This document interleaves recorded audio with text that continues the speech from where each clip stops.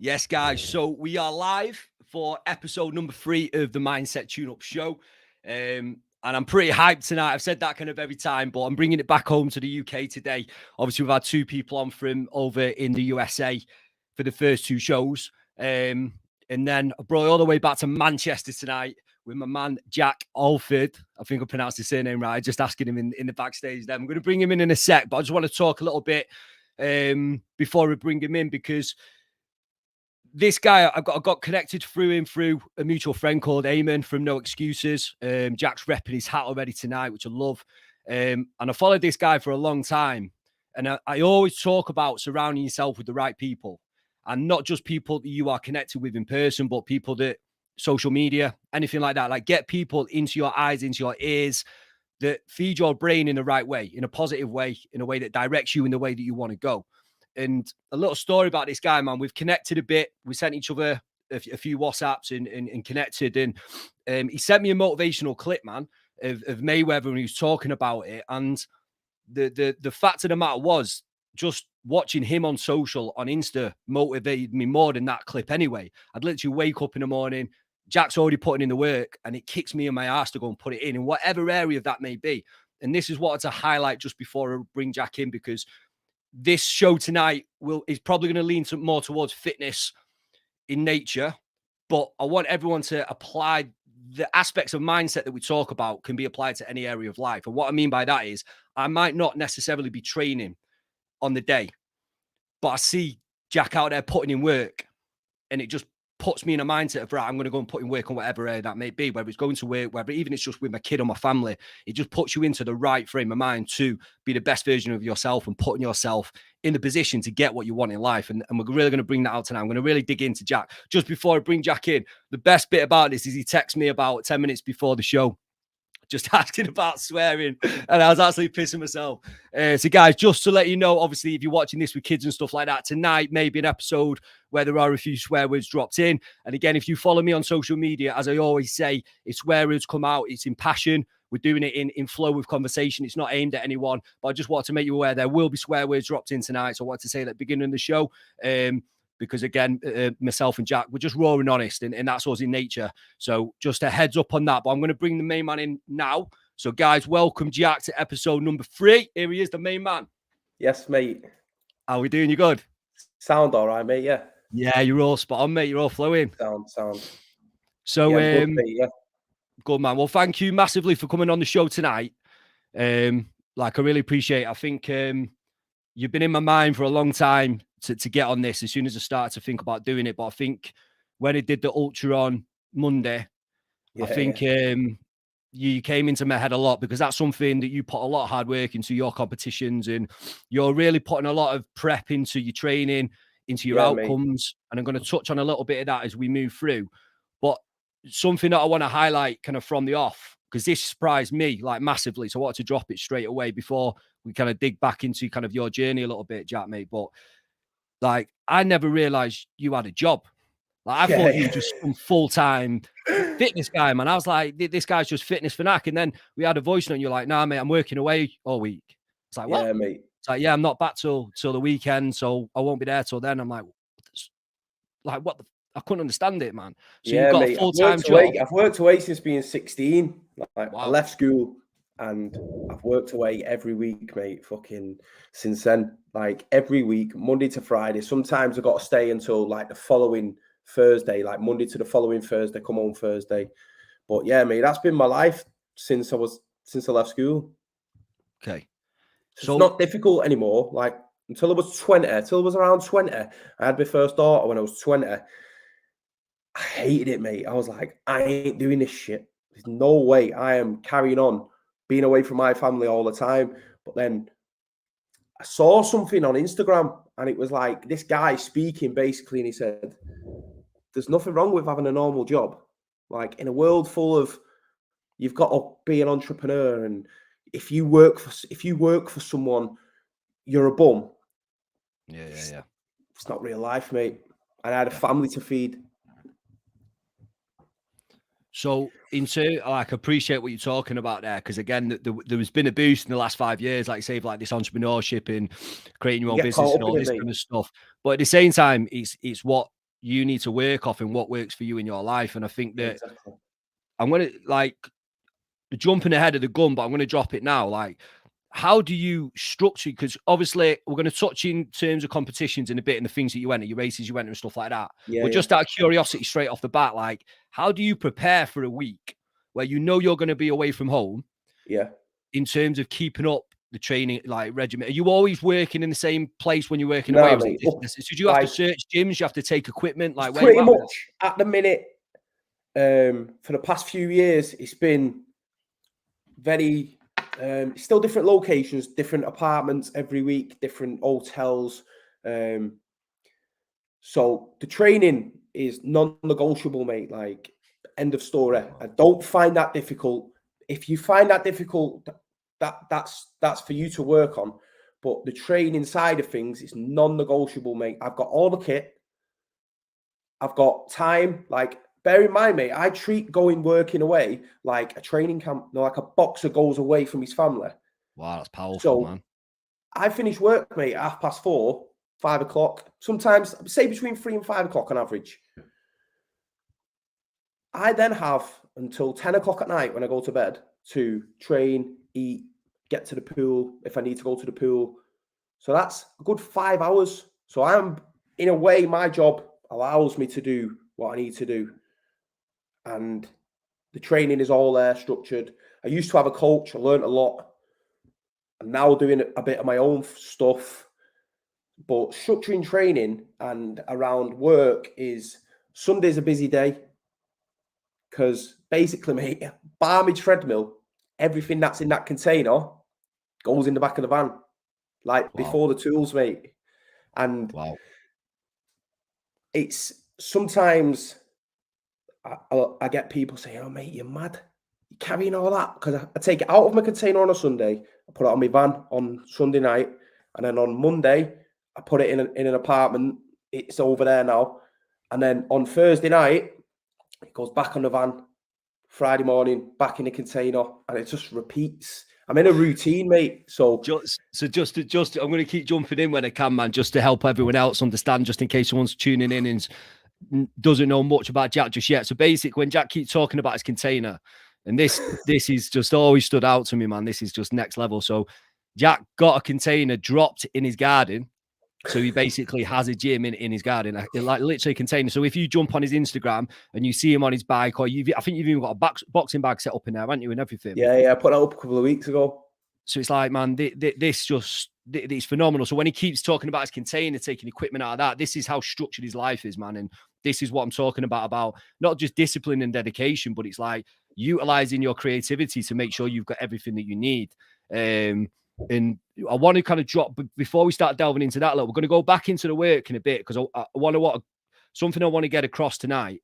And it's, again, another reason why I'm so excited about speaking to you tonight, Jack, because I think that I truly believe me and you share a strong philosophy in life in terms of you put the work in for what you want, and your time is your time. It's up to you what you decide to do with it, man. It's as simple as that.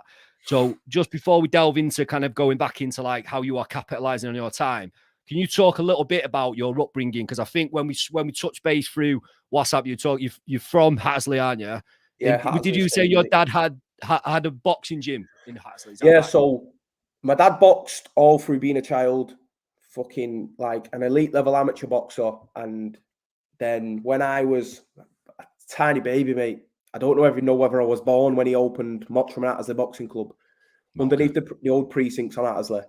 And it became one of the best clubs in the country, produced multiple national champions at amateur level. He coached numerous pros who done good things, good fighters, mate, like solid, like it was a solid community in that gym. And I was lucky enough, mate, to just have a seat where my dad took me to the gym every night. And I didn't always want to train, but now as an adult and understanding pastimes, I had a great childhood, mate. Like, an amazing childhood. We didn't have loads of money, but it means nothing. My mum and dad gave me everything they could. My dad took me, mate. I have been all over the country watching boxing. Sat on a table probably not at the time paying attention, every night in the boxing gym, watching these lads just train hard, and my dad pushed them, and then my dad would train, and then we'd go home. And now I know that all them things that I see, like when a kid has a shit childhood and it's traumatic and they deal with trauma forever. Mine's the opposite. So all that stuff was registering without me even realizing, of these guys just putting in work, grafting, hard, getting punched in the face off each other. And all that has stored in my brain. And then I'd never wanted to box, mate. Like, my dad taught me to box. And for me, my dad's the greatest coach that ever walked, mate. And there's quite a lot of lads that will just say the same thing based on what I just said. You know, lads that he's had an impact on. Yeah, man, I know what you mean. And the fact that I got to see that, I never wanted to box, mate. It wasn't me. But my dad taught me to box so I could look after myself. And then I had a few issues with my weight while I was a young teenager. Messes about with your head when someone just, even if they're not being nasty, but calls you chubby. Yeah. But then when I got to 15, 16, it was like, hang on a minute. I can do a bit here, me. I was sparring big lads. Because I always sparred in the gym, never wanted to have a contest. My worst nightmare when I was a young teenager was walking out in front of a load of people and getting in a boxing ring. I couldn't imagine it. And I'm not. And is that do you think that was through being self-conscious at that time? 100%, mate. Major body composition issues. Right, okay. Only in the last 5 years have I harnessed them. Yeah. So when I got to say, I started boxing properly when I was 18. Like, my dad didn't have the gym then, so we went to the next best gym, which was on his recommendation. So I went to a gym in Northside in Clayton. And all I did, mate, was box, train, worked away. I've got pictures, mate, of me and my dad doing pads out in car parks just to make sure I was training. So then when I went to go home to the boxing gym, I was still fit. Yeah. And I got injured and I fell out of love with it, mate.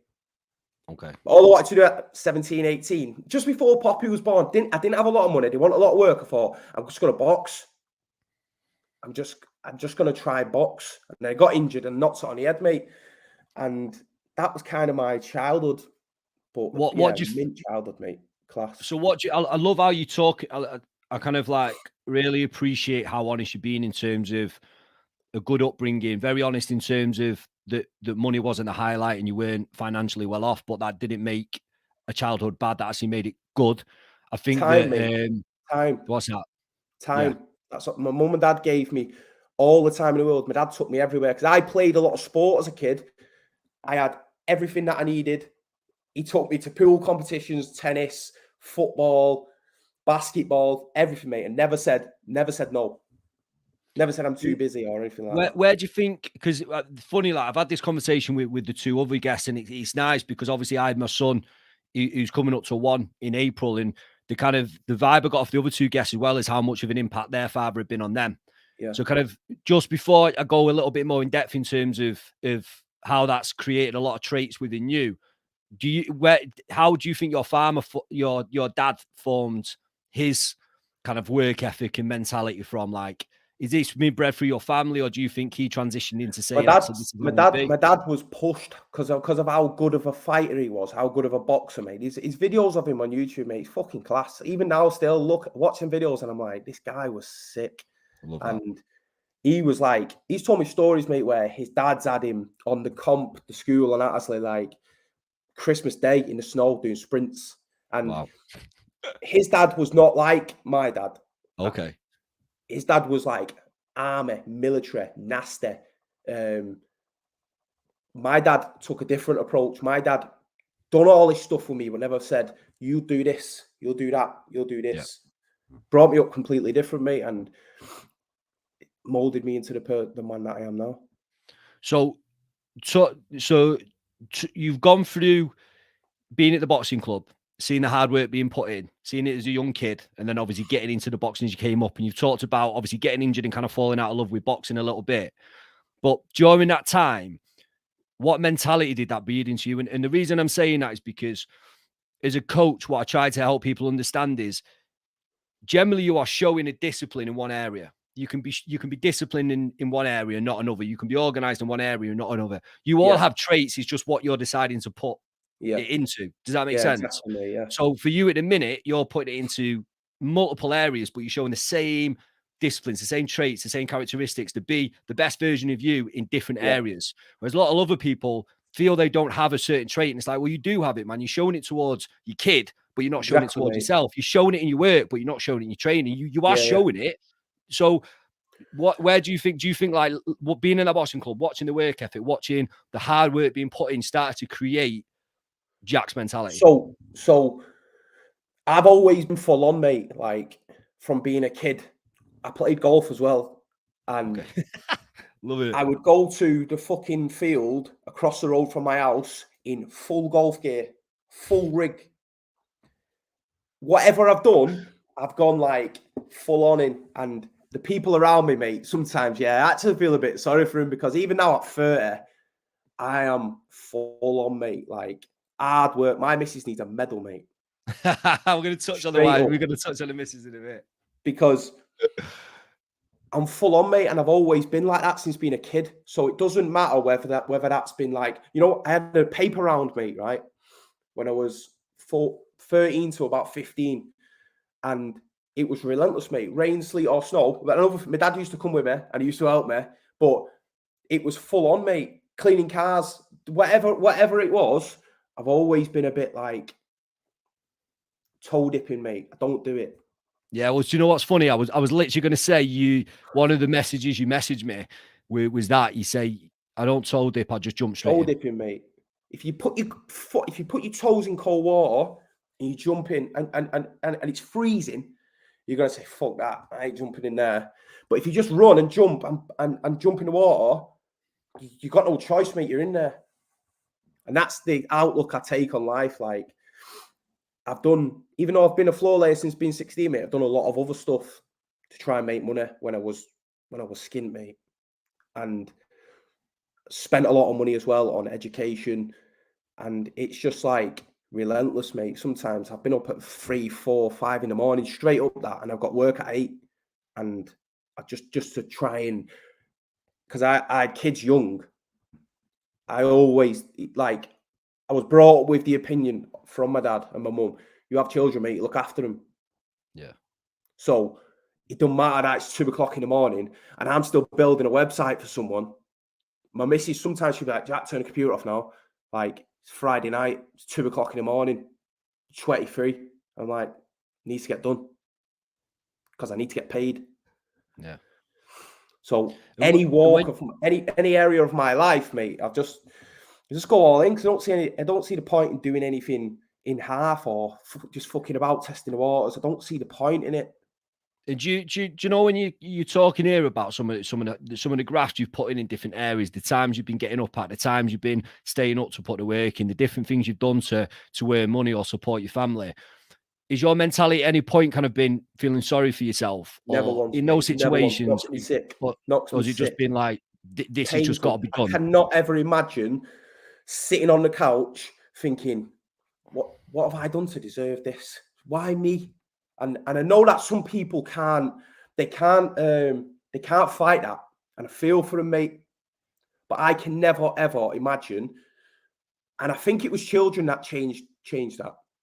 Okay. I can't remember ever thinking, why me? The only thing I have really felt is like, I train hard, mate. And I've always trained hard from being a kid. And I have fought in the past. And maybe it was holding me back. Now, the stuff I've learned about having a positive mind and how even a positive mind can help you lose weight. Like, I trained hard, mate. And I used to diet hard. And I'd be like, he don't train as hard as me. And he's ripped. Yeah. Or he didn't train as hard as me. And he got in shape quicker than me. Like, what the fuck's going on?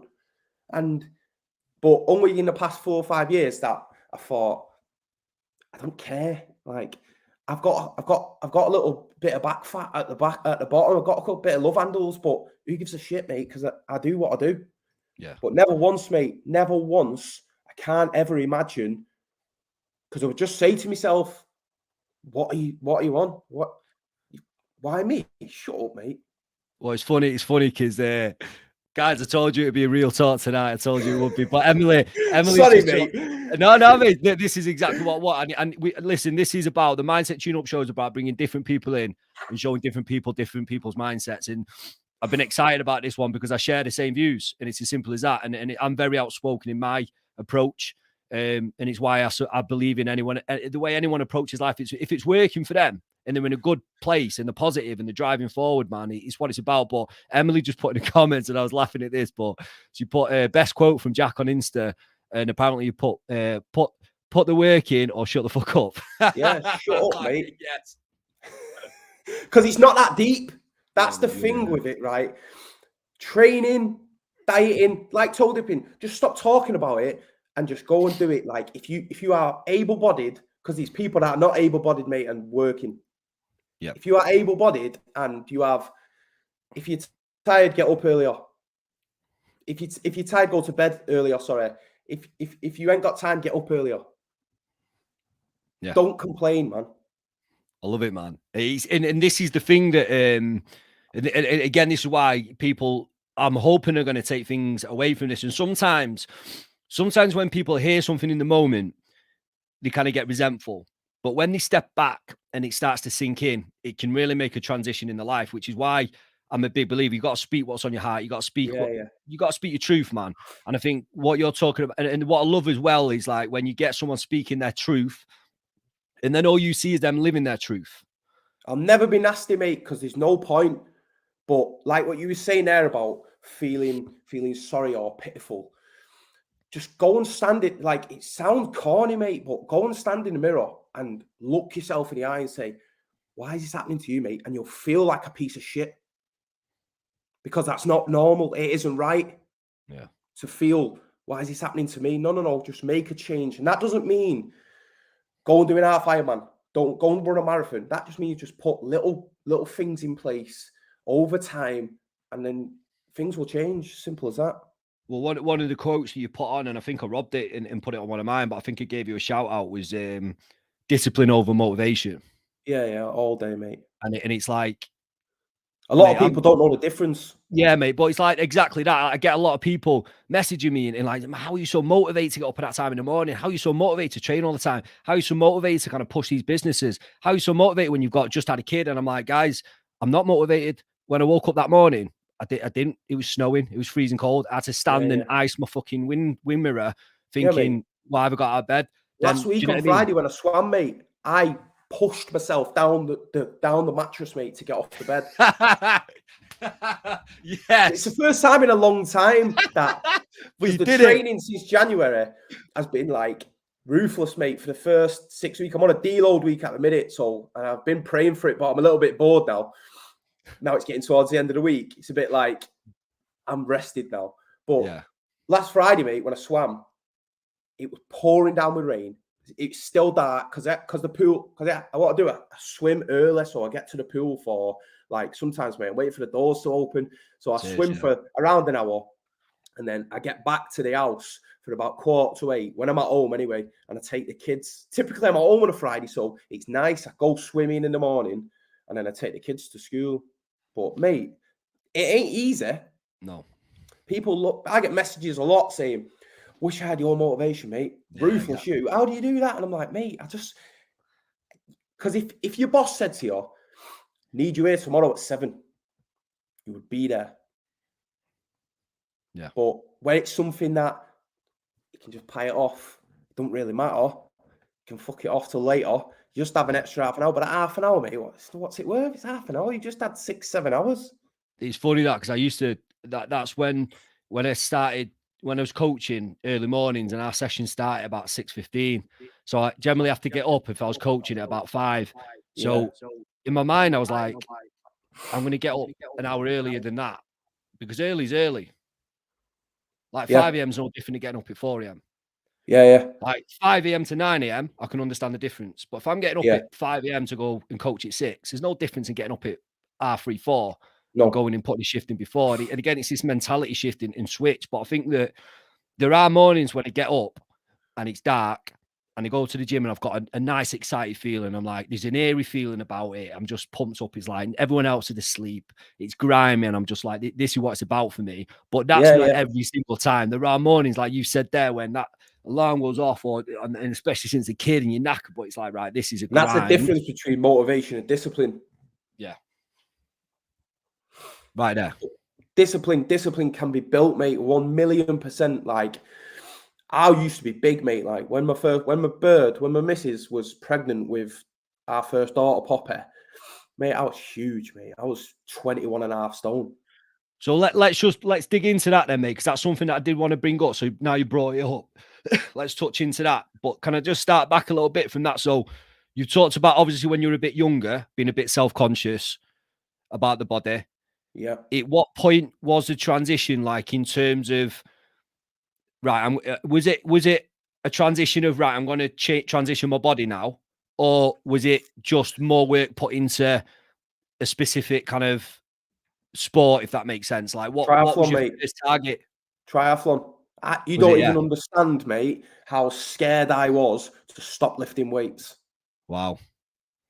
It's frightening, mate. Like, serious anxiety and stress of, fuck, like, I ain't going to be training. I ain't going to be benching. I ain't going to be deadlifting. Like, I ain't going to be squatting 3 times a week.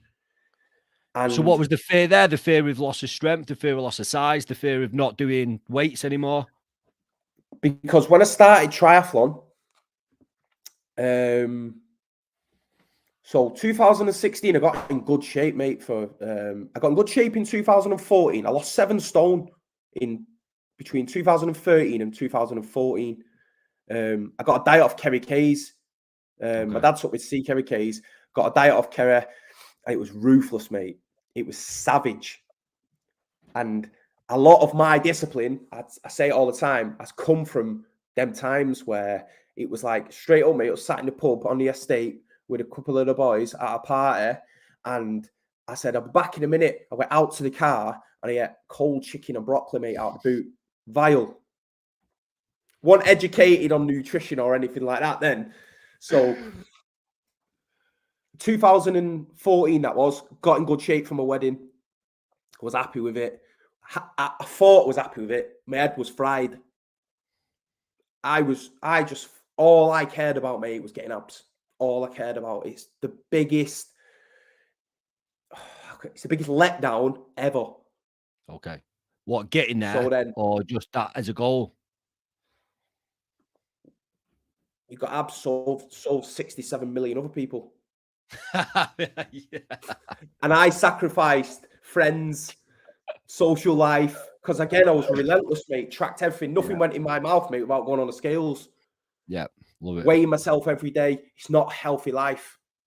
Yeah. 2016, I did the same question thing. on that, though. Quick question on that, because I want to jump in there, mate, because that's an interesting one, because I potentially went the other way, me, in terms of self-image. So I was a very skinny kid, didn't like my features, switched, came out of a mate's group and felt alone. So my mentality was, train my weights, let's get big, let's put on size. But what I started to do, mate, the same way you were so disciplined with your chicken and broccoli to lose weight, I was doing the exact same to try and gain weight. And I was I was on point with the meal. I wouldn't miss. I had timers on my watch.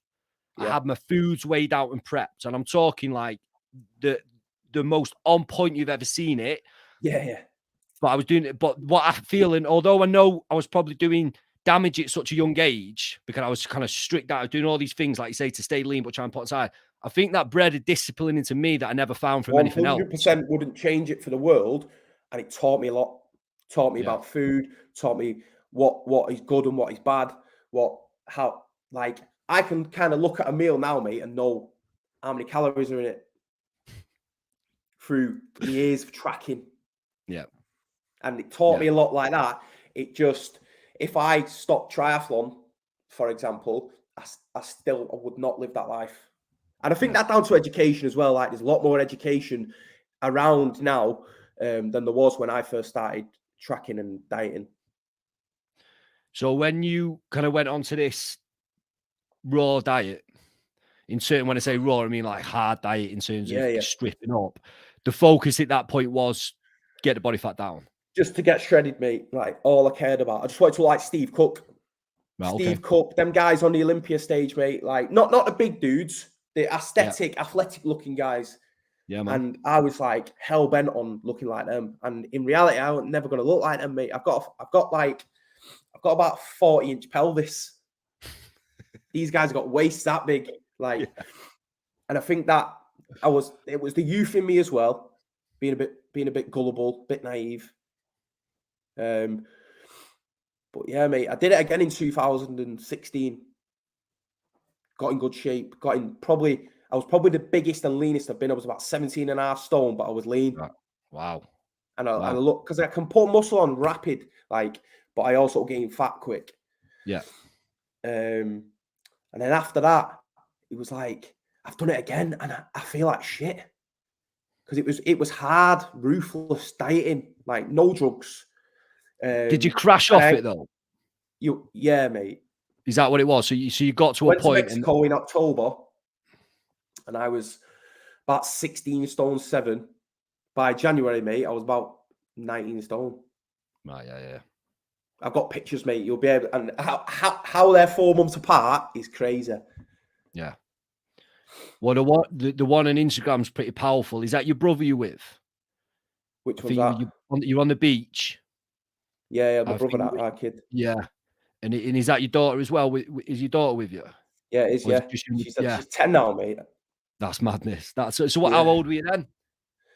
I was 19 there, but like that picture's deceiving, mate. I was fit as fuck there. Seriously, yeah. Wow. That picture was taken in August. In the August of, I can't remember what year it was, but it was taken in August. So Poppy's about, August 2012. I sparred 8 rounds with Craig Watson at that time. He hammered me, mate. He hammered me. But I sparred 8 rounds. That many rounds, mate. So if anyone sparred 8 rounds with a British champion, mate, at that weight, and I was heavy, mate. But that's how I got injured, mate, because I wasn't educated on what I was putting in my body and carrying all that weight. Yeah, I'm 6'1", just about, and I was like 19 stone, mate. It's not good. It's not good for your body. So, where was the transition then into wanting to go into like you talked about triathlon, like where's the transition gone from boxing? I put a load of weight on them. Yeah, a load of weight on them, and then I got in good shape again around 2018. It was 2018. Because when he just started running a load of marathons, so I thought, I'm sick of lifting weights now. Like, I'm a bit bored. Like, I like the discipline and I like the structure of, I always had a notepad, writing everything down.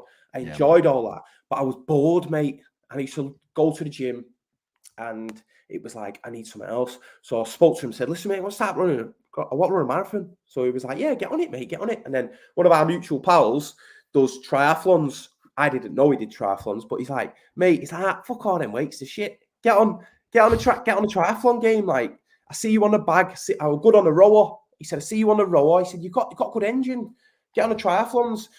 And that was it, mate, then, until December 18.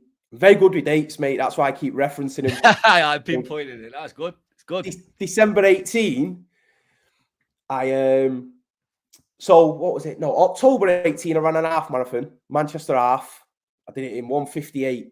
I was about 16 stone 10. And then in December, got a little calf injury. And then in January, mate, my back went again. But it went worse than it's ever gone before. Like, it sent me crooked. And it was just a horrendous time of my life, 2019. For a guy that, like, Tyson Fury says it about needing training, like, or his mental health declines. And I'm the same. Yeah. If I can't train, I start to worry, mate. I start to procrastinate. I start to, like, worry about, like, whoa, I need to train me. I've got to train. because I enjoy it, mate. I really enjoy it.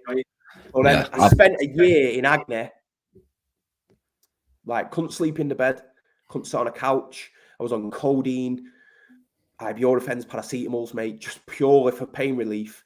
And I found a physio. I must have spent $2,000. Got to spend $2,000 going to different physios, chiropractors, you name it, mate.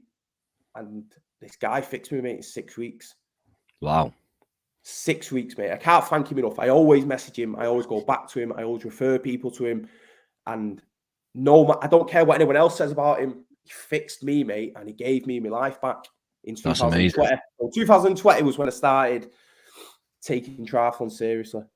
So something I've noted down that I want to touch on, and again, I'll try and bring it in when it kind of pops up because it'll resonate. Yeah. But what I like about yourself as well is you share a lot of the recovery work that you do, a lot of the assistance work you do, the mobility work you do. For the amount of times you're on the bike or you're running or you're putting the work in the swim, you're also showing the assistance work and the stuff that aids that or just aids the recovery of the body. Where did that knowledge start to come? So obviously injuries are going to become apparent in giving you a bit of a nod that something's not right. There needs to be a bit of a balance here. Where's your knowledge come from this? Because I remember also voice noting you about, man, you should be a PT. And you were like, if I could get good clients, I would be, but I'm not changing that. And I was laughing because that was my mentality as well. Well, obviously, the knowledge is good around all of this. Is this just self-learn or is it about being around the right people? So where's that come from? Hated floor laying, mate. Needed to get out. Hated working away. I can't do this anymore. All I wanted to do was be a PT. That is all I wanted to do. So you'll know, mate, yourself, forums, books, bodybuilding.com was great back in the day. And I just read everything. And then I started PTing people. People was messaging me like, oh, mate, can you train me? So I was like, yeah, sound.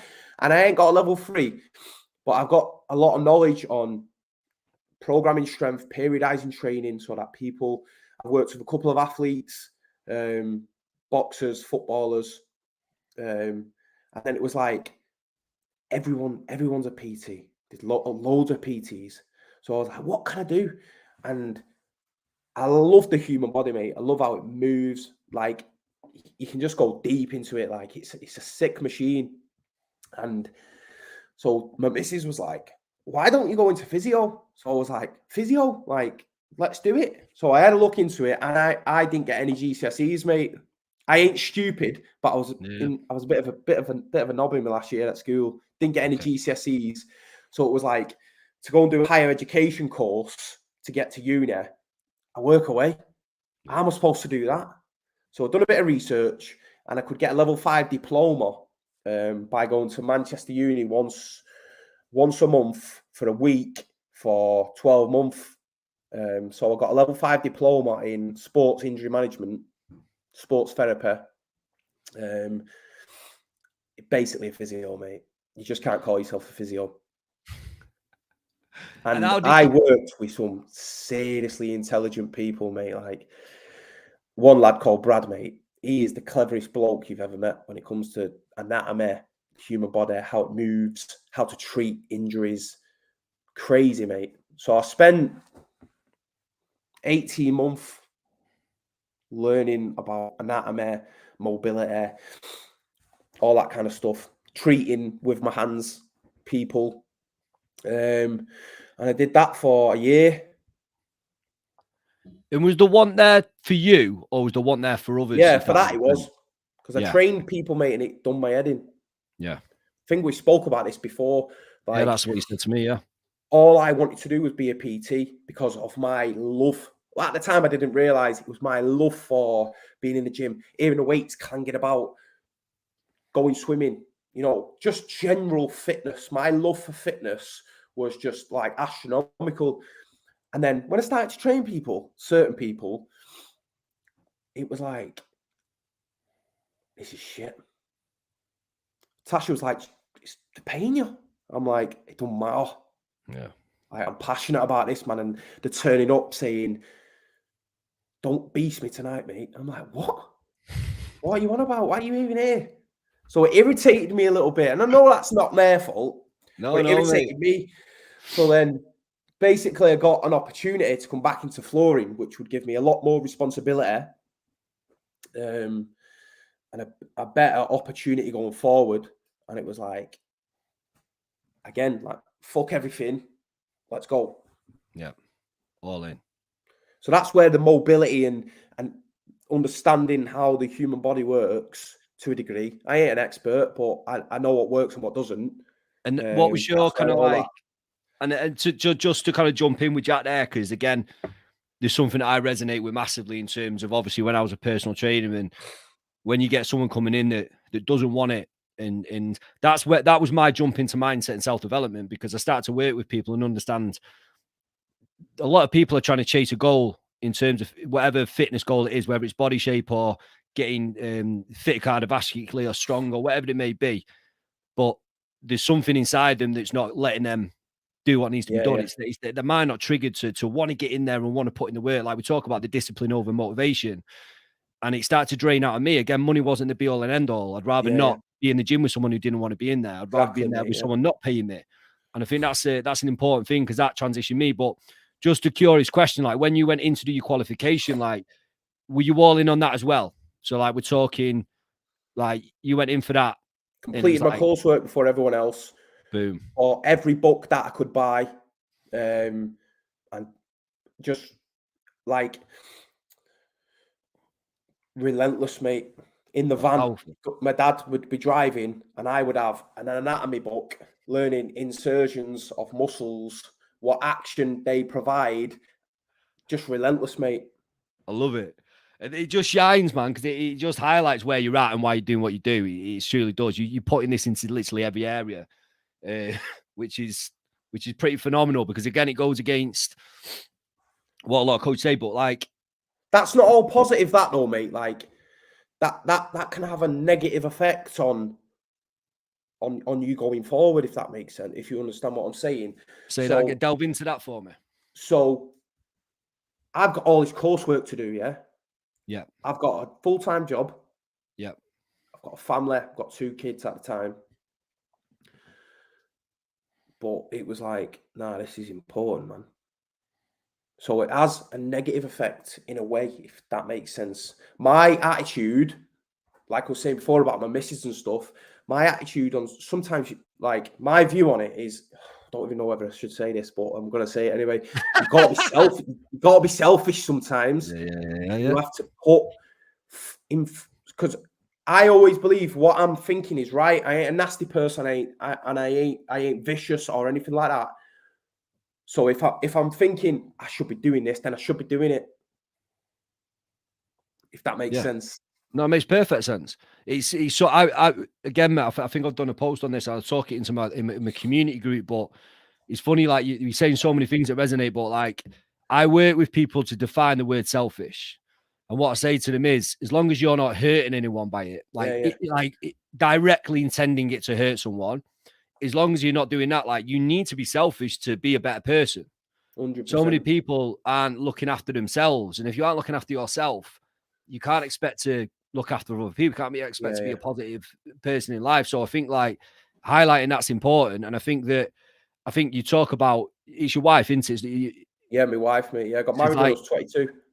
Yeah, man. I love that. 8 years strong now then. Yeah, well, yeah. But she supported you through this, man. She Everything, knows. Mate. No matter what. Never once has said, don't think that'll work, Jack. Don't think you should do that, Jack. Never once, mate. Straight in.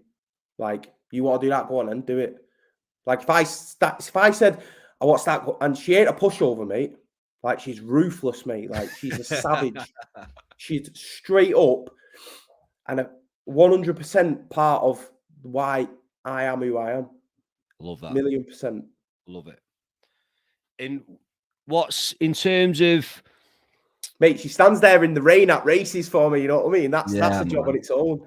Yeah, it is, man. But that's I always talk about kind of like supportive partners. And again, me and my wife, we have different interests, but we're supportive of each other. Yeah, she knows how much everything that I do means to me. My wife's very social. I'm not very social. But she'll go out and see her friends. Generally, I'll just go out and train or do isolated things. But we work together as a squad. Swim up We're a rivers team. and that. What's that? Yeah, Swimming up rivers. She's a friend having a river. But we support each other. It's we support each other in what we're doing, but we're a squad together. And I think that's an exactly, important mate, thing. It's like, but she knows that she truly understands how much I need to do everything because she's seen me on the wayside. She plans her life around what I've got to do, mate. Yeah. Like she's got a salon in Reddish, and she's typically there like Thursday, Friday, Saturday, and she'll say to me like, "What's that?" Because she knows Saturday's a big day for me, training wise. She'll say to me like, "How long you got on Saturday?" And I'm like, 3-4 hours, and she'll go, "Are you doing it early or are you doing it in the afternoon?" And then she'll plan her day, her clients around what Jack's got to do, and it's like, I've got to take you out after that, mate. Yeah, but that's teamwork. That's Yeah, teamwork, man. Do you know what I mean? And I think that you see a lot of couples that resent each other and resent what the other person's doing, and it's like if people can just communicate and support each other in a relationship, it'll yeah. strengthen so much more, man. It truly will. And I I'm under think, like, no illusion that I got here by myself. yeah, I love that. Talk to me about your mindset in terms of competitions now. Let's delve into the meat of this, man, because I think the work ethic that you put in is just phenomenal. And when you go into these competitions, I want to touch kind of upon the thought processes that goes on in your head, because there was a bit that I nearly posted up today from one of your posts, and I didn't post it. I wanted to kind of bring it up tonight, man. But it's before you went into the race, and obviously people didn't know this because you kept it quiet. So they just saw Jack in the zone, having trained hard and about to go in. And you put, I've kept so much bottled up about this race. Yesterday went perfect. I've got an Achilles injury. My neck's in bits. I've not swam or done a decent run for 3 weeks. And literally the day after Outlaw last year with nothing but redemption on my mind. There was nothing going to stop me. I missed one out, which was, it was wrecking my head after the work I'd put in since literally the day after Outlaw last year with nothing but redemption in my mind. That was it. Because you were after redemption from the previous year. Mate. But no one knew that about you. There were some demons you were fighting. There were some injuries you were fighting, and you still went in and did that. Like, I just want to dig into the thought processes that go through your head and how you handle them, how you cope with them to still maintain what you do, and then to still go into the competitions. That's kind of where I want to lead this now, because I think that it's a strength that I see within you. And I think it's a strength that can be taken into any area of life. And you've proven that by the amount you still do and maintain at such a high level.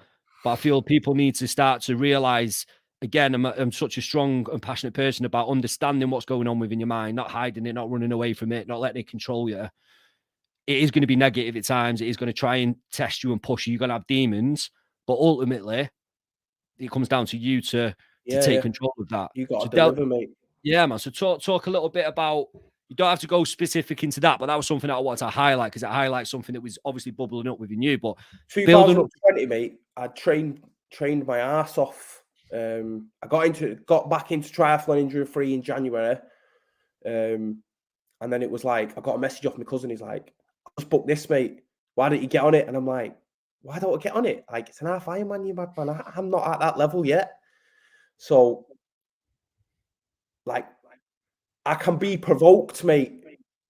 Yeah. And I'll just say, "Fuck this. Do it then. Pay for it. I'll do it." So that's what I did. And I paid for it. And I can't even tell you how scared I was. Because when I turn up at a triathlon, mate, I'm double the size of everyone stood there. Yeah. I ain't built like a triathlete. I'm 15 and a half stone, mate. At like struggling. Low amounts of food. Yeah. I can't get much lighter than this with regards to not feeling like shit. Like I'm naturally built big. Yeah. And I'm all right with that now. Fully okay with that now. So I got coached. It went great. I worked my ass off. Didn't miss a session from April to September when the race was. All my family came. Swam good. Got out of the water, got on the bike. about a mile into the bike, because I'd not needed to change gears from setting off on the bike to this point. So I was about a mile in, and there's a climb after a mile. So I was started trying to drop the gears, mate, and the gears weren't working. And I'm like, are you kidding me? I've got a 5 grand bike and the gears won't change. Like, what is going on? Wow. So I'm halfway up this hill. It's raining. This bloke comes over. Like, they had people driving the course in like pickup trucks with engineers, bike mechanics, first aiders, stuff like that.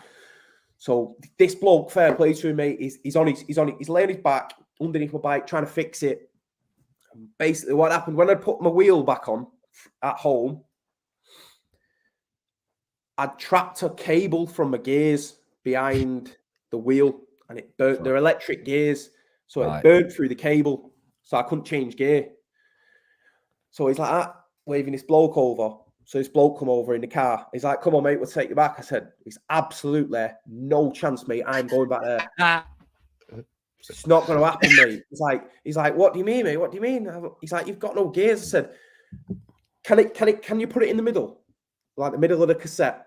Like, I know I can climb on the middle of the cassette. I'll lose power on the flat, but I know I can climb on the middle cassette. So he was like, you're a fucking madman.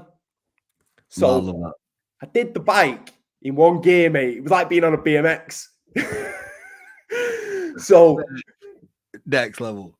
I got back. My cousin was there, my mum, my dad, and the cousin was running down the the railings. He's like, all right. Because I was fuming. Yeah. But my legs was hammered, mate, because I'd just done 56 mile in one gear. What the fuck? It was horrible. Got back and I ran a 2:10 half marathon. I wanted to run a 2, so it wasn't too bad. So that was it, mate. But I'd still done it. I still completed the half. I was happy, but I was like, fuck, what the fuck? Yeah. I could have annihilated that. So then 3 weeks later, the tickets went on sale for next year. Nothing else mattered, mate. I've never been sold. Before we jump into that, let me take you back to that, because I think that's powerful, that, man. We can't let that live, which is this is what I love about you, mate. Like the guy was like, that's gone. Your gears are gone, and you're like, can you get it into the mid gear? Like, what was going through your head right then? Like, what strength? I can't go back there. My kids are waiting for me. My family, my brother, my sister, my mum, dad, my kids, my missus. My coach had come down, my cousin. I can't go back there. Are you mad? I'll push my bike if I've got to push it. Like, that's where I don't struggle. So that's not me saying I can push harder than anyone else. No, it's not, no, Jack. It's not, mate. You don't even need to say that, though, mate, because I think you try and justify yourself sometimes, and you don't need to. Because I promise you, man, I know where you're coming from. That's not you saying I'm tougher than anyone else. No one else could do that. That's me on my personal journey saying, I ain't going back there, mate. Exactly. It was like, it looked at me like I'd lost the plot, mate. But that look, the look that someone gives you to say you've lost the plot, realistically, isn't you losing the plot. It's you showing mental strength to what can be done. Just the resilience to carry on, mate. Yeah, exactly. So those guys who helped you then saw you ride off thinking, man, this guy's crazy, but you did it. They've gone away from that thinking like, that guy just proved it's possible. It was horrendous, mate. It was, but there's loads of things have happened like that to me, and I just carry on, because it's like, you can I've read a lot of books on stoicism and like Marcus Aurelius' stuff, and yeah, man, their stuff's 2,000-3,000 years old, and you can still implement it in your life today. Love it. So true. Yeah, there's a lot of stuff that I've implemented into my life where it's like, just deal with issues now. When you're right, I'm going to jump into like where you finished off then about obviously the next one that you booked onto straight away, but just to help people understand a little bit. So you jump back on your bike, obviously you're having some negativity in your head, getting frustrated. Was any of that negativity telling you to stop, or was that all just getting pissed off about the fact that you probably lost a bit of time? Get back. Yeah. So you save it on the run. You were channeling that then into everything you could put in. You were channeling 100%, your mate. energy, you're channeling your frustration into Crying, mate. productivity. Tears. Seriously, yeah. Crying, thinking about my children waiting at the finish line for me. This is because that, bear in mind, that was my first ever full triathlon. I've never done a triathlon before. Went into an half, and it was like the thought of probably a little bit of self-inflicted like pressure of talking down to myself, like, they're waiting, mate. That's my next tattoo. They're watching, they're waiting for you. Wow. Because them kids, mate, Powerful. mean the world to me. Yeah. Tasha says sometimes, mate, sometimes, mate, on a Saturday, I am finished because of how hard the workout has been. Finished, mate, to a point where I'm getting cramps. If I stand up, I forget I've got sore legs, and I'm like, whoa, fucking hell. And she's like, they'll be proud of you. Like, I'm like, nah, I've got to do this. I say I do it for them. He winds her up. She says, you don't do it for them, do it for you. And I'm like, I do it for them because my dad pushed himself hard, mate. While I was a child and I watched it, I'd hold his feet, mate, while he'd done 300 press ups and 300 sit-ups. And that made me like, that guy's a G, man. He's a don. Yeah. And I want my kids to think like that about me.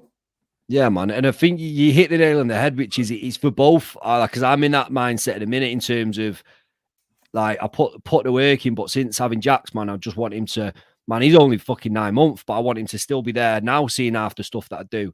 Yeah, and mate. It's for no other reason that it's just it's an inner, it's something in, man. And since having him as well, he always flickers. I think your missus just popped up with a comment now, mate. I'll just check she's not slamming your face, mate. Nah, she's just giving you some love, man. I'll read it out, man. She's put, is Natasha your wife, yeah? Yeah. Yeah, just in case. I didn't know his sister. I'm starting to read the wrong messages out, man. I have the pleasure of living with Jack's relentlessness. And honestly, I don't know anyone else as motivated and dedicated as he is. He drives me insane, but I'm truly humbled by him sometimes, man. I love that. Absolutely love it. And I think like it's this is what I'm talking about, man. It's Natasha gets it. But at the same time, I think since having Jax, man, it's like there's something else within me now. It's another voice. And I always used to fight myself and bring something out in myself. But it's not. Jax has brought a different level of voice in my head. I can't describe that. I don't know whether you can't describe it, mate. Yeah. And it's just there's just some things I do now. And it's just, I think of him and it's another level comes out. And I never thought that next level could be there just because I know how to push in certain situations, whether it's positive or negative. I know how to bring something out of me to do something. But when I bring him into my head now, it's something I've never felt before that it's like, it makes me feel literally invincible. I didn't care about anything when I was before Popper. Like, not care. Like, I'd go out and get bladdered. I want like fucking alky or anything. I'm on about being a young lad going on the piss, going on boys' holidays, not a care in the world, wanted to jump out of an aeroplane. I couldn't think of anything worse now. Yeah. And it's since I had kids. All I wanted to do for my 21st birthday prior to having a child was I want to jump out of a plane. No chance, mate. Them kids need me. Yeah. And like I say, man, it's just resonating massively, mate. Because again, that's me that now, mate. It's social. My social's gone, but my social's not gone because for any other reason I don't want it to. I've got my priorities in order now. Priorities, mate. And again, I'm not against it. I've got a lot of mates that live that life and love it, and it's for them, and I support it, man. You got to do what's right for you. But for me, it was taking me down a route that I didn't want to go. Yeah. But talk now about obviously you rebooked on straight away for the next year. Yeah.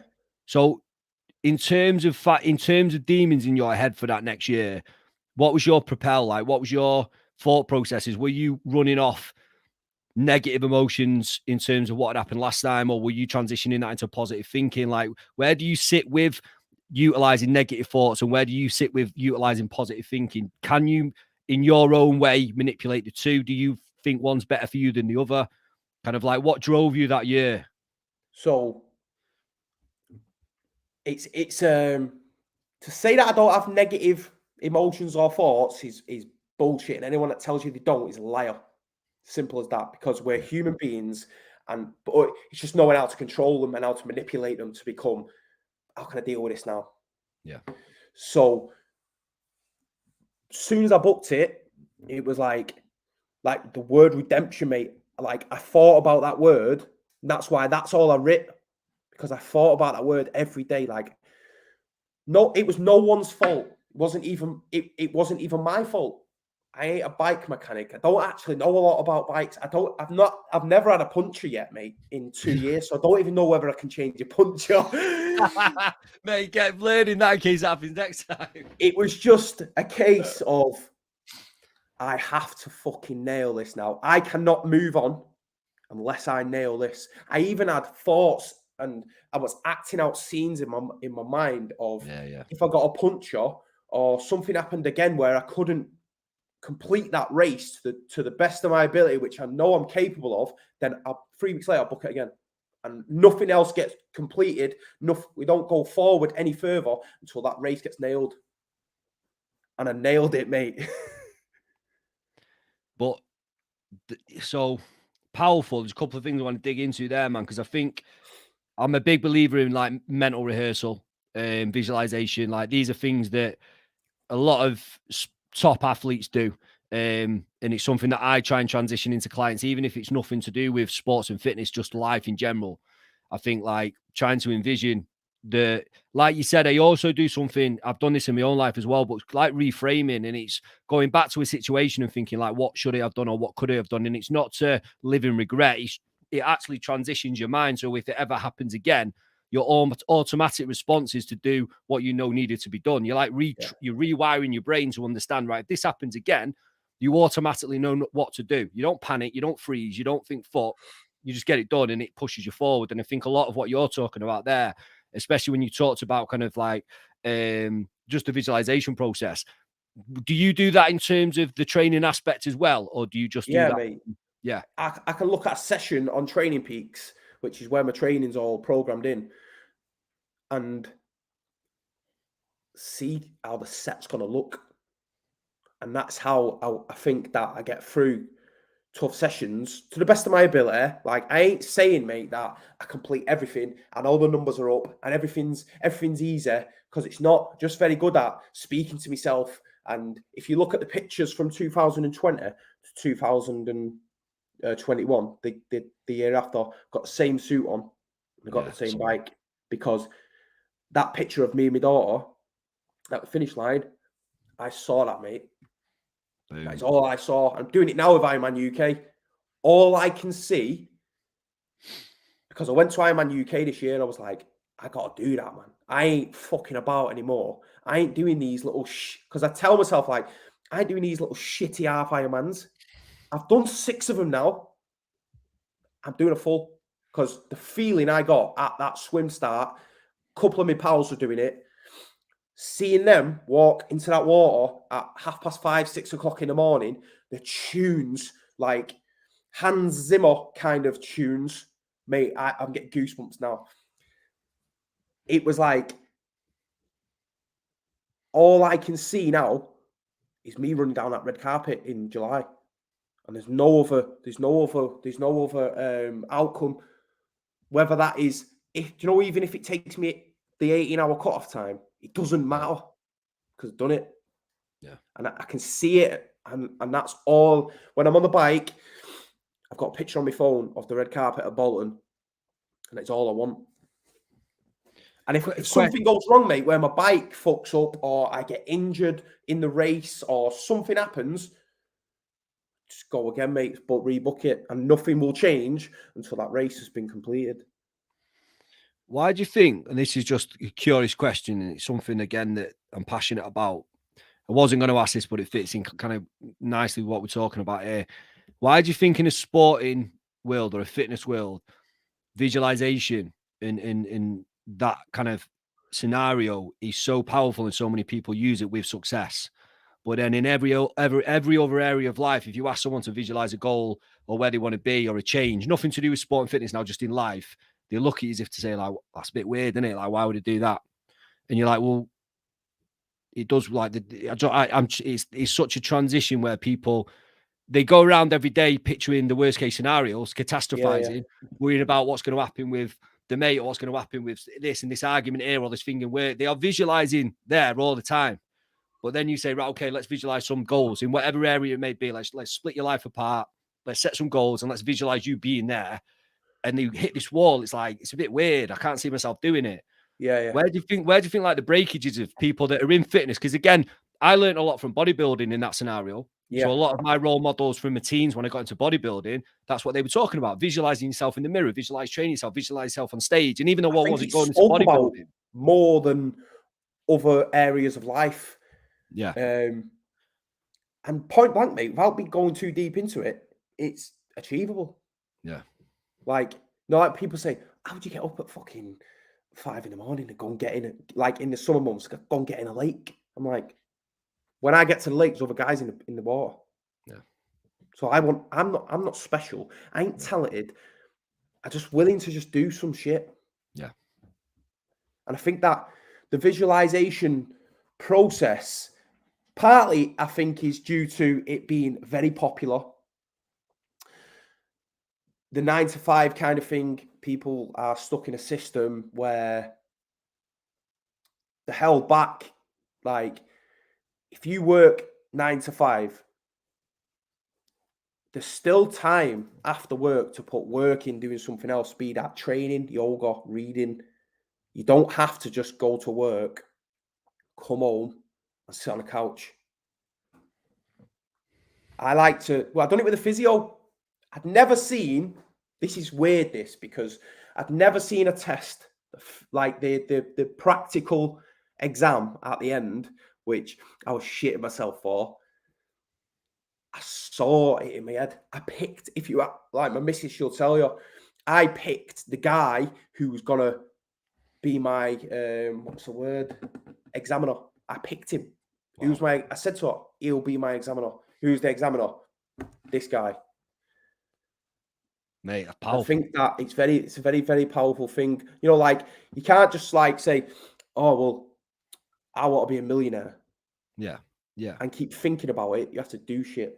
Yeah. And again, I'm glad you said that. And I'm glad what I love is that you've given an example away from fitness, because that's where I was trying to lean in. That's what I'm trying to highlight to so many people. And you related it to an exam, and it's so powerful. It's untrue. But I think the thing that goes with that as well, it's like a lot of people talk about affirmations and positive self-talk and all this kind of stuff, but they hit a wall unless you are taking action, because you start 100%. To diminish your belief system. Like, your belief system is what is so important and integral. But again, if you are secret about 5 years ago. Yeah. And when I tell people about it now, I just say, just be careful with it, because it can have a negative effect on you. So they're like, what do you mean? I'm like, that book tells you can have anything you want. What's the first thing out of most people's mouths? Money. I want money. I want to win the lottery. What's the next thing that comes out of the mouth? But it ain't going to happen. There you go. Yeah. Like, you can't just think like, oh, I want loads of dollar. I want loads of coin. I want loads of money. And then go and do your 9-to-5 and then watch Emmerdale and go to bed. You gotta put tiny little, I think I said this to you the other day about putting tiny, mate, you know a 3-hour bike used to frighten the life out of me. Yep. Water off a duck's back now, mate. Like, yeah. And I don't mean the session's easy. I don't mean it like that. No, I know what you mean. I know what you but mean. The willingness and fear of getting on a bike for 3 hours is not there. Like, I ain't scared of that shit anymore. Yeah. I remember when I first started training, and it was like, I'd get off and I'd be like, buzzing. I've just done a 55-minute bike, Tasha. Now a 55-minute bike, mate, don't exist in my training. And I think just to kind of signify that, because I'm gonna chop this bit out because it's so powerful. I'm gonna chop loads of this out because it's so powerful. But I think like the principles we're talking about here, and it's again why I loved your example, because a lot of people do. And again, not saying it's right or wrong, but I'm saying if you've got something inside of you where you feel you do want more, but you're working that 9-to-5, and then you're just giving in at the end of that day just because you're just struggling to, it's belief, man. For a lot of people, if you sat down with them and really worked with them saying, come on, let's find a purpose. Let's find what's really lighting you up inside what you want to go for. They will find it, but what will stop them is the fact that they believe they can go and do it. I really don't think I could do that. And In like you're life, saying, breaking I that down truly to small believe, steps.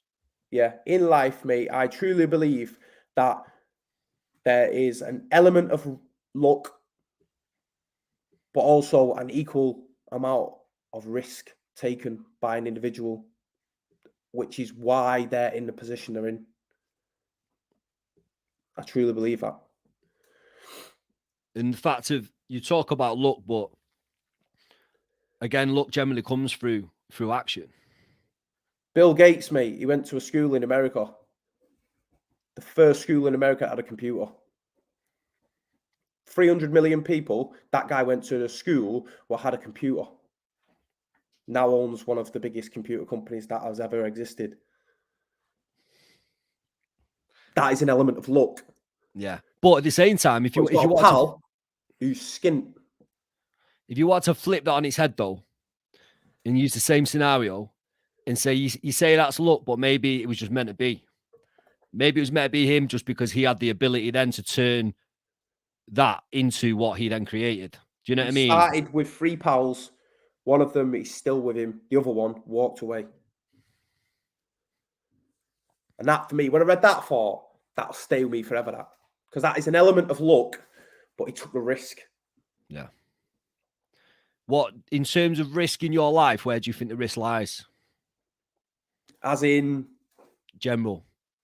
So if you related that to yourself now, and not past now, thinking future, and it doesn't need to be just where does that lie with you now in terms of time sacrifice? Yeah. Sacrificing time, mate, because you can't play at triathlon. Like, you've got to put work in, mate.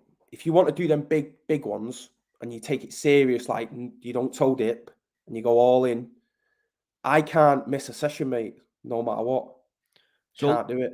Let me dig into that, because I do want to drill down on this, because what I want to highlight from this is I think there'll be people listening to this that do want to push for events and it will help them in that scenario. But I also want to highlight that even if you're listening to this and you don't want to do events, it's understanding time management. It's understanding how to prioritize with when you've got other things. You've got a work load, you've got a family, you've got to put your training in, you've got to put your recovery time in. Like, it's relentless, mate. Yeah. So when you talk about this structure, if you kind of listed your priorities in life, you potentially could do it on your 2 hands. Would you say? Kids, work, training. 1 hand. Boom. Straight up, mate. You know what I'm saying? My kids come before everything and everyone, before me, no matter what. Even if me and the mum ever split up, them kids come before everyone and anyone, before myself. Next is the thing that keeps a roof over our head, provides us with a decent life. And I'd be stupid to neglect it. And then the next thing in my life, mate, is training. Yeah. And that's why, like, do the graft, because it's just like, just do it, mate, because you can. Yeah. And like with that, I do a task on priorities where I get everyone to list down all the priorities in life, and realistically, your priorities is whatever you're focusing on in life. Yeah. It's as simple as that. So people write down what they think of the priorities, and then I get them to do another task of, right, okay, write down what you did for the last 5 days, everything you've done. And this fucking scheme of shit comes down, and I'm like, okay, so they're your priorities, what you've just written down. You went home and watched TV for 5 hours. Yeah. You went to the pub and you drunk for 8 hours. You did whatever you have done have been your priorities. That's what you're focusing on. You can say something else is your priority, but if you didn't do it, man, you are highlighting it's not your priority. Exactly. It's like it's drilling it down. But I think so. You've nailed down what your priorities are in life, and then you structure it, and it's showing the dividends that come from that. And I think that, like you talked about there, when you're going into these races, you are putting pressure on yourself, and I say pressure in a good way in terms of what you want to get out of it. Yeah, it's always positive pressure, mate. It's never fueled by anger. It's never fueled by giving a shit what anyone thinks. I don't care about failing. I'm not scared of it. I've failed loads, mate. I'm 30-year-old. Like, my life ain't been a fucking breeze. And So for me to have a nice bike, a treadmill, money to provide for my family, and the time to train, I don't need out else, mate. They're my priorities. And it's kind of like what I love about listening to all this is you're in a good place, Jack, aren't you? If you don't Yeah, mind me mate. saying that, you're in a happy place, you're in a good place. So it just highlights like that everything, all the work you're putting in, the work ethic, all the dedication, all the fucking discipline. You're not resenting it, man. You're I doing it don't because care it's you want. what anyone else thinks. And not the nice stuff, mate. When someone says, I don't get any nasty messages anymore. I've had nasty messages in the past. I don't think they've meant to be nasty, but it's come across like, hang on a minute, mate. Yeah. I get so many nice messages on Instagram off people, like, and it's just like, this is fucking easy, man. And it's and you can do it as well. Yeah. Like, again, I have been severely overweight. I have been majorly skint, but at them times I was still putting work in. And that doesn't mean training that just across my life. I think you've highlighted that, and that's again, it's even just speaking to you tonight's brought out another level of understanding of where your work ethic and attitude has come from for life in every single area, and like even just going into qualification in your course with the same mentality and mindset that you put into your fitness, that you put into your family, that you put into your work. This is just you, man. This is I do it when I'm doing DIY in the house, mate. Straight up. I've got loads of tools, mate, what I don't even need for my job, because I'm like, right, I'm doing that. Right, I need that. I need that. I need that. I need that. I need to get some of them. And it's just like, I just get on with it, mate, and just crack on. So if we could talk about mindset for the second, and I love how you've just gone even into DIY there, because again, this is what I want to highlight to anyone watching. This can be applied to any area of your life. Like if you want something, if you want to change or you want to achieve something, whatever it is, and you just apply yourself in the right way, in the right manner. That's all I do, mate. How can you define your mindset towards specific things that's going to help people understand where you are in terms of action and results, and take worrying about ego out of it, because that's gone now, mate, because you've by far shown your journey in life and by far shown how your mind works in terms of you just doing something for yourself and your family to get the best. But you talk about anything you go into right now forward, whether it's DIY at home, whether it's something for the kids, for the family, for the missus, for yourself, you put the work in to get that. Like, Yeah. define your mindset in those scenarios that make you take action to get results, to help anyone else understand that this shit is possible. It's just how you apply yourself.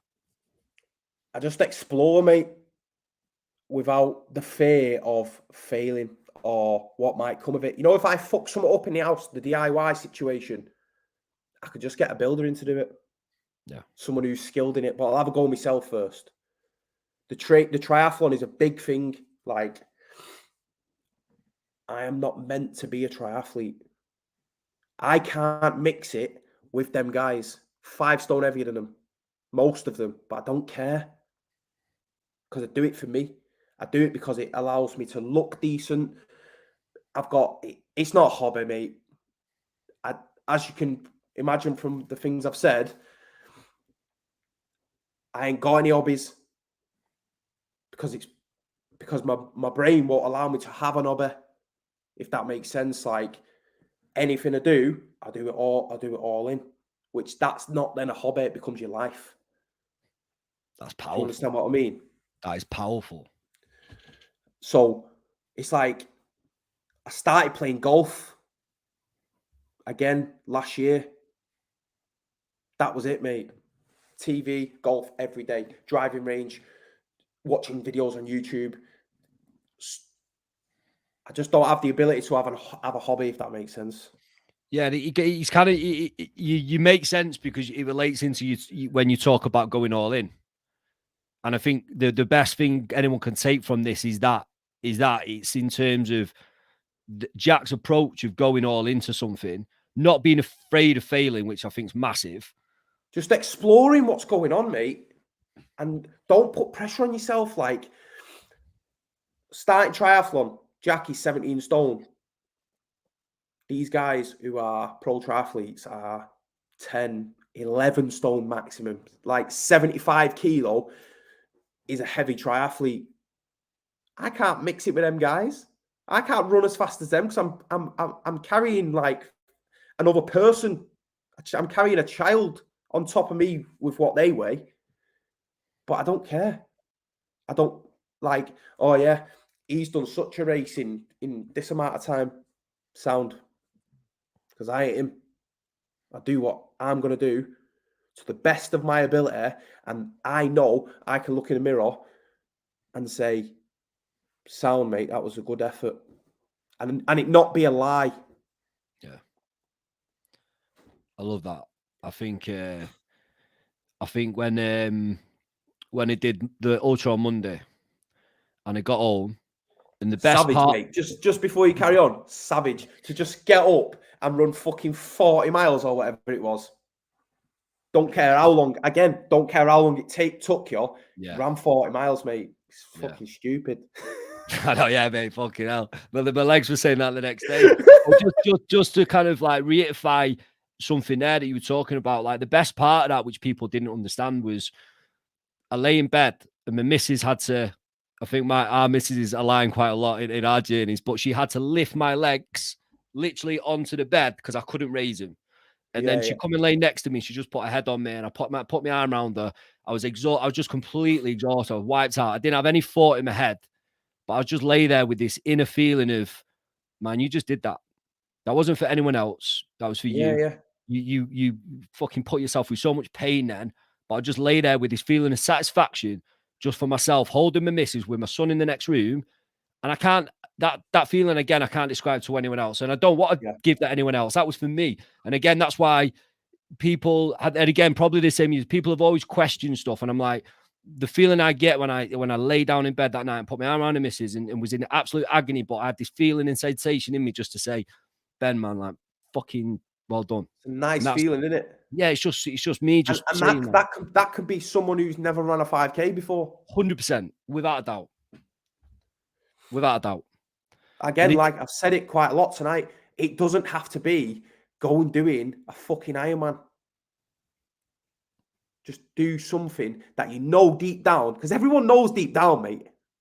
Everyone knows deep down when they're lying to themselves, or when they're being a fraud, or when they're not being kind to themselves. So that's a big thing to me. I'm kind to myself now. That's why the body composition issues, mate, gone, mate, long gone. Yeah. They molded me and helped me, but they're long gone. Yeah. But you know when you're lying and you know when you're being weak. So just do something about it. Yeah. If you're interested in something, go and do it. Don't worry about like what people might think on Instagram, because that's a big thing. I don't care that I'm not the fastest or strongest triathlete, but working consistently every day. Got a pal, mate, who's faster than me and hardly trains. And I think he's watching now and he won't give a fuck. He's actually started training, but he done Bolton in 12 hours, hardly trained. Doesn't care about it. Like, don't care about it. And he said to me at New Year when we ran together, I would lose my speed over you to just be as consistent and disciplined as you are. Wow. I'd come last to have your discipline and like the sacrifice you make easy to get on the bike at 6 a.m. or go and get in the lake. And that, I was like, you know what, mate? In my own head, because I talk to myself a lot, was like, that's a nice thing for someone to say to you, that Jackson, lad. Yeah. It was nice, mate. And a lot of people say that kind of shit to me now. Yeah. And it's nice, mate. And it's good. And it shows you, it shows people seeing your genuineness, mate. And it's as simple as that. And I think that's why those things mean something. And I think that like you say, we know the feeling that we're both talking about when we just sit there and can just be satisfied with what we just done. We don't need anyone else to make us feel satisfied. We do that for ourselves, for no one else, man. I Family, cheer for everyone, mate. Yeah. The people that I speak to, the people that I'm around, and if they're watching, they'll know I'm always clapping for people, man. It ain't false. That is who I am. Like, I don't always get that back in return, but that's not why I clap you. Yeah. I love that. If I see positive shit, if I see someone making a change, and again, doesn't need to be fitness related, business, someone starting a business, I'll share the fuck out of it. Yeah, man. I cheer for everyone, mate. I love it. Something I want to touch in before we wrap up, because you said it, and I've got to dig into it because you said it. But you talked about talking to yourself. And again, a lot of people do it without realizing, but when they consciously do it, again, they think it's a bit weird. So I just want to dig into how you do that with yourself. It's where do the graft came from, mate. Big part. I got tattooed on my skin, mate. It's a mantra that, like aiming with no excuses. Yeah. Breathes it, and I breathe do the graft. I got it tattooed on my skin. It's all over my container. I've got fucking clothes with it on. Like, that's where do the graft came from. Was like, I actually can just remember where I said it from. So I was doing an FTP test, and an FTP test is just fucking savage. Like, brutal. 20 minutes, just go out. Everyone says, oh, pace it like this, pace it like this. No one does that. Everyone goes as hard as they can. What's it on? On a bike. Right, okay. So it's to give you your threshold for training. So you do it, go as hard as you can, sustain a pace for 20 minutes that is hard, and it ends you, mate. You fall off the bike. Some people, you fall off the bike, you be sick. I've like not cried, but been like that, like fired up. I'm slavering, savage, mate. And I was just like, just keep grafting, Jackson. Keep grafting, me. Keep grafting, Jack. Do the graft, son. And it was like just stuck in my head. So I was like, I just kept saying it. And then now, even still, it's just like, just keep doing it, mate. Like, I talked, like, my dog died, mate. I loved her to bits. Yeah. And when I'm running, mate, talk to her. It's not weird. Yeah, man. It's whatever helps you. Yeah. I remember the first duathlon I ever did. I spoke all the way around the bike to her in the clouds, mate. It might sound a bit mad. No, it doesn't. But it's like, I was asking her to help me. I was like, come on, doll, help me out. I'm fucking struggling here. And little things like that. Passes time as well. Have a little conversation with yourself, mate, when you're struggling in a workout. Fucking time flew by. But my point being here, and it's powerful, everything. I love the dog as well. My God, for me, that's me all over. But I think the thing with it is, though, like, again, it reiterates that people have negative self-talk. They talk to themselves negatively all day fucking long. And they think it's normal just because they're so used to that. Because we are programmed to be negative and to be scared and to be fearful and not just to stay alive. And it's come from back in the day. We all know that. But then now we're trying to transition and tell people, man, you can speak to yourself in a positive manner, have a conversation, work something out, be logical, or just help yourself, give more, do more, whether you're talking to yourself or someone else. And everyone's, again, it's like, that's a bit weird. It's like, it's not weird, man. This is, you are seeing successful people implement this and achieve. And again, it's being able to, and so many people emotionally react and then think, fuck, why have I done that? And all they needed to do was pause and just say, Ben, mate, you're doing the right I'm thing. not for 1 minute saying I ain't never reacted. I ain't never had negative thoughts, because I have. I just learned through putting time and effort into giving a shit about myself, because that's what it all boils down to. I love that. Self-care, looking after yourself, filling your own cup up first, however you want to put it. Because once you put all them things in place, going doing a 5K when you're fucking 20 stone should be a doddle. Yeah.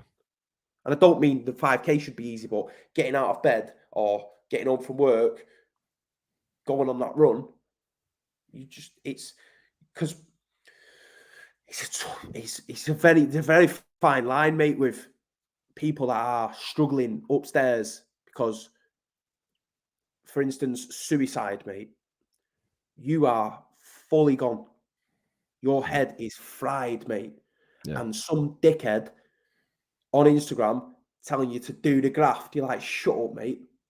You don't know what I've been through. And that's not why I say it. I say it because I ain't never been suicidal, but I've been through shit, mate. I've had times in my life where I thought, wow, what is going on here? Yeah. This is not normal. Like, we spoke about it with my second daughter. But one, talking to someone, you know you're surrounding yourself with negative people by the way they speak, by the energy they put out. And there's positive people out there, mate. There's so much access now on the internet, gyms, counselling, these groups, like what Billy does. Yeah. There's so much access to help that it's a very fine line, mate. But I think it's like it's the transition as well, though, mate, in terms of your do the graft is your affirmation. It's your motto. It's your positive self-talk. Even though you're saying it in times where you're trying to drive out, that's your, like you say, it's your mantra. But that can be taken on by somebody within that realm of suicide, but in a different mindset in terms of just mate. waking up today and getting out of bed. 100%. Waking up today and taking some out. He's not do the graft. Everyone's levels are different, man. And Matt Skinner, who was on the first episode, we talked about this. He related it to diving, man. He said no one knows how fucking judge diving. No, everyone's clueless other than them. But all these dives have different levels. And what's hard for someone is easy for someone. What's hard for that person, do you know what I mean? It's different levels. So do the graft is just to the level of where you're at. So when you're putting that up, of your ability in whatever field or walk of life you are in, or your hobby, like reading, yoga, it doesn't matter. Just do it do the graft just means just put the work in, man. Just do it.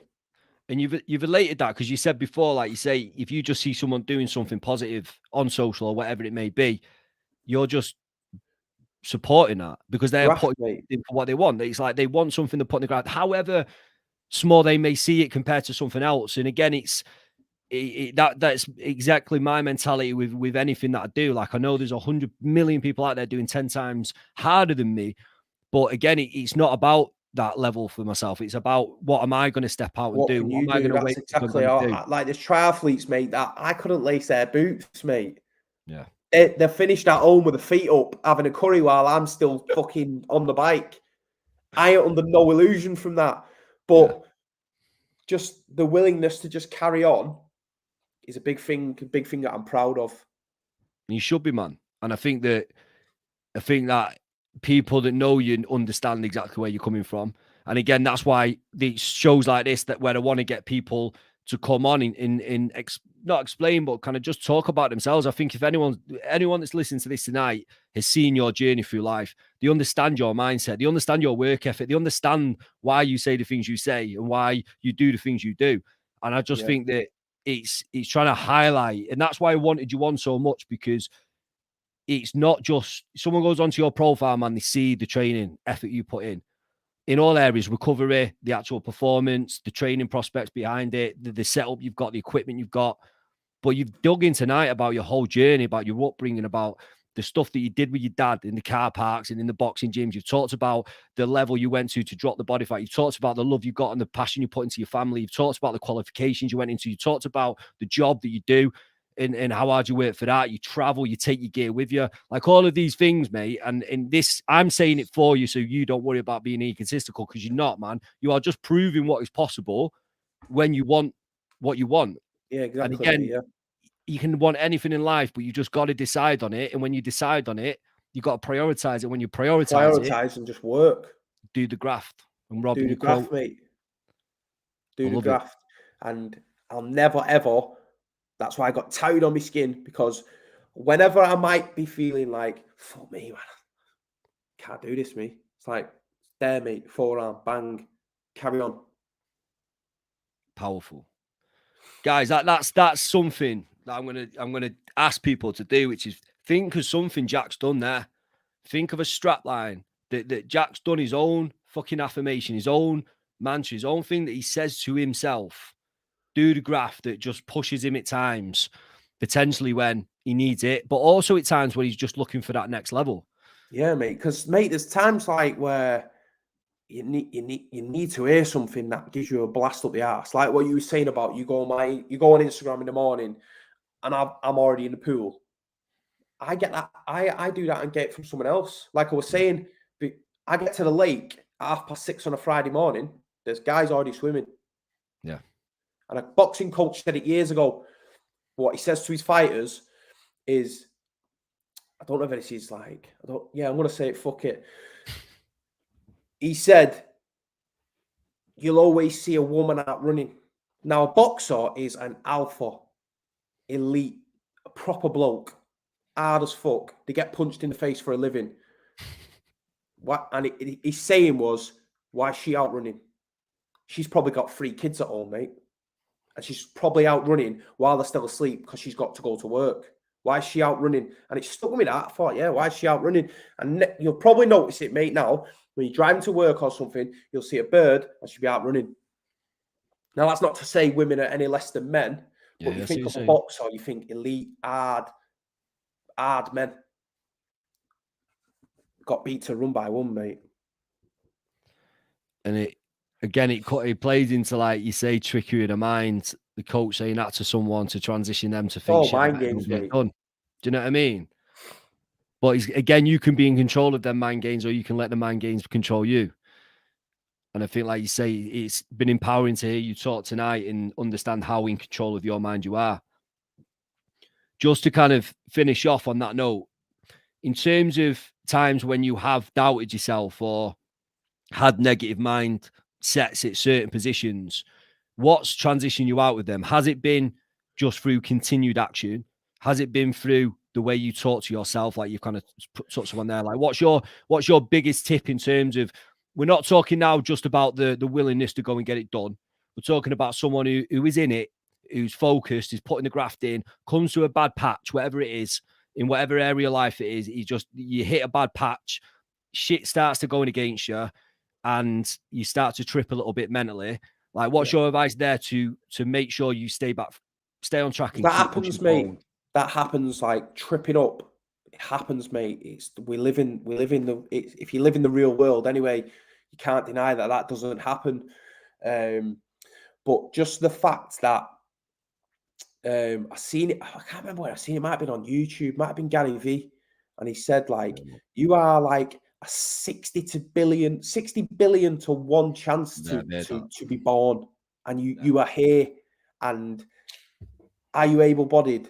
Can you get up? Can you get up and get out of bed? Yes, then get out of bed. And it's there's a saying from the Stoics called amor fati, and it translates to the love of fate and dealing with problems as they arise. Stop worrying about next week. Forget the past because it's gone. It's just taking up time in your head. Memories, keep them. And even bad memories, use it to harness yourself going forward. But dealing with problems as they arise, stop worrying about stuff, mate. And that don't mean that I don't worry about stuff. I had a job last year that I worried about for 3 months, annihilated it. And it was like, when I was driving home, I was like, I've just done my own head in for 3 months, every night, 3 months. Because you can imagine what I'm like. Yeah, man. I'm sat there thinking about every day. Nailed it. And it's like, just deal with problems as they arise. Like, don't react. That's one main thing I would just say. Just don't react, man. Like, just take it in your stride. Think, if I flip, what's going to happen? Yeah. If I flip my lid, what is going to happen? The shit's going to hit the fan. And then when everything's calmed down, is it going to kill me? No, sound, fuck it off. And that's powerful on its own, because like when you take it to that depth and you ask yourself that question, and I think that's sometimes the biggest reframe you can have. Like, what's the worst that's going to happen in this situation? Am I going to die? Is something going to happen to my family? No. And you start to really reframe the problem back and think, man, this isn't. If not, dissect it and chill. I love it, man. Powerful, Jack. We're going to wrap up, mate, because we're going 1-4. I knew this would be long tonight, mate, because they're just going in absolutely deep, and I felt it got in more rhythm when we got deeper near the end as well. But I think Like, if there's what the main reason, honestly, that I wanted you on the show was just because of your attitude towards life in general. And again, I got to know that when I got in contact with you and we shared a few WhatsApp notes and a few messages, and you started to highlight your attitude wasn't just towards training, it was towards life. And I think that, again, it's about being around the right people. And I think that, Sean, I think we've got a few connections. Again, we've got a group. Yeah, we're hoping to do it. Ultra in is it September, the Ultra? September the 18th, yeah. And it's just about, honestly, man, like that will be savage, mate. That will be savage. But like, you don't need, like, not me and you don't need to be scared of that shit. No, because there's loads of other people that have done it already, and they're not any more special than you are. Exactly that. So just carry on, train, do whatever you need to do, and you'll be sound. I love it, man. There's a someone bought me a book as a present, and there was a thing in it last night, and again, it was kind of like Buddhist style quotes put into the book with pictures, and it's got a panda and a little dragon, and it was talking about it's not about the end and it's not about the journey, it's about the company. And I've always had this thing of it's not about the end products, it's about the journey, it's about enjoying and embodying the representing the journey, go through the process. But then this hit me last night, and I promise you, I was looking at the page for about 20 minutes, and it only had fucking 2 sentences on, and it was just like, it made sense to me because my life is completely transitioned in terms of the people I surround myself with. I've not got a massive group of mates. I'm not massively social, but the circle of people I'm now involved with, they are my company. That is my company. You're my company. Like, people that I'm just connecting with. You're the company you keep, aren't you? Exactly, mate. And it just hit me, mate. It's not about the end. It's not about the journey. It's about the company. And I think I can't. And again, it's just a powerful thing to say to people, not just connecting with people, the things you listen to, the things you read, the things you feed into your mind. This is your company as well. And it's just that, it hit me that. And again, like I said, mate, when you sent me that Mayweather, I'll never forget it, man. You sent me the Mayweather clip, and it was motivated. It was, but man, I honestly not joking when I tell you, flip on your Insta and it's just there, do the grafts there. I'm like, fucking Ben, go and do the graft. Whether it's getting up in the morning to go and work, whether it's to get my son. That's what it's all about, mate. I get more positive messages with regards to what I'm doing than I couldn't give a shit what people think, mate. If they've got something bad to say, I don't care. Like, I do not care. Like, not for 1 minute do I give a shit if someone has got something bad to say about me. Because in my opinion, without being a big-headed cunt, I ain't a nasty bloke. I ain't a fraud. I ain't trying to rip you off. I ain't making you feel like shit. I'm just cracking on doing what I'm doing. So if you've got negative thoughts towards me, it reflects on your mind, not mine. And that, you hit the nail on the head there. And because I have a lot of people talk to me about that, and I say that's their own negative energy, and it'll be doing more damage to them than you can ever imagine. The best thing I ever did in my life was release hate, release resentment, release anger. These things were only hurting one person. It was me. I had so much hate for someone, or resentment, or fucking anger, and all this in the world, man. And it was just taking me down. As soon as I released it, and just thought, man.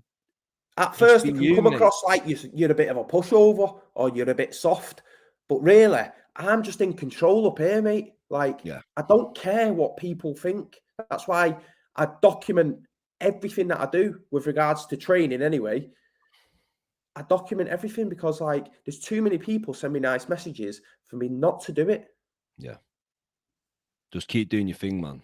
You're unbelievable guy, Jack, man, and it's been a pleasure to have you on tonight. Appreciate it, mate. Really do. And I'm going to try and drive this out as much as I can, because there was a reason I wanted you on, and I think it's because your message, your life, your attitude, if people can take something from this and apply it, I think there'll be some big changes, and I'm hoping that some people are going to shout out with the impact this has had in like you say, whatever step it is, just taking a step and doing something in whatever level that is at for them.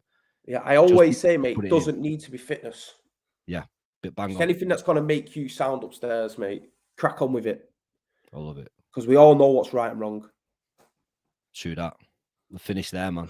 Jack, thank mate. you so much for coming on. I'm going to drop you back, mate. Honestly. I'm with you in a second. But again, mate, really appreciate you coming on and just sharing your wisdom. You're an intelligent guy, mate, and I think you've dropped a lot of stuff tonight that's going to help a lot of people, man, and that's what this is all about. So thank you massively, mate. Yeah, I appreciate it, pal. Thank you. So, man, I'll see you in a sec, mate. Thank you. Cheers. Yes, guys. So Episode number 3 dropped with my man Jack. Guys, fully recommend following this guy on Instagram and following his journey. Not a word he spoke tonight is a lie. It's what he lives. It's what he breathes. And it's why I was so excited about getting him on. And he's shown me more tonight than I knew about him. And this happened. I contacted him. We started to connect more, start to know more about him as a person. And this is what it's about. I'm just going to leave it by saying this, like, again, my circle's changed in life, but the people that I'm involved with now, I'd say 50% of the people that are impacting my life right now I've never met in person. Like, Jack potentially lives a stone throw away from where I'm living, but I've never met him in person, but he's having a positive impact on my life. And it's just something to ask yourself in terms of where your life is headed. If you want to make change, if you want to achieve a goal, if you want to push towards something, just look at the circle and have just a word with yourself in terms of, is my circle helping me move forward and achieve what I want to achieve? And Jack touched upon the word selfish tonight, and it's something that I've worked upon with the B1 Mindset group. But sometimes you've got to look after yourself. And when you can look after yourself and put yourself in a better light, you feel better about yourself, you're more positive. That has a knock-on effect to the people around you. But sometimes you just got to ask yourself that question of, is what I want in my life right now exactly what I want? If it's not, what do you want? Can you prioritize that? And then again, the big question is, are the people in my life now supporting my journey or not? And again, they can be people that you are in close contact with, or just the people you are watching and listening, following on social media, listening to on YouTube, whatever it may be, podcasts. This is all feeding your mind and transitioning who you are as a person and the direction that you're headed. Guys, thank you for joining us tonight. It's been amazing. Some amazing comments dropped in as well as support. So appreciate it as always. Again, we're going to chop this up and drop some of the key content out that we think is really powerful, man.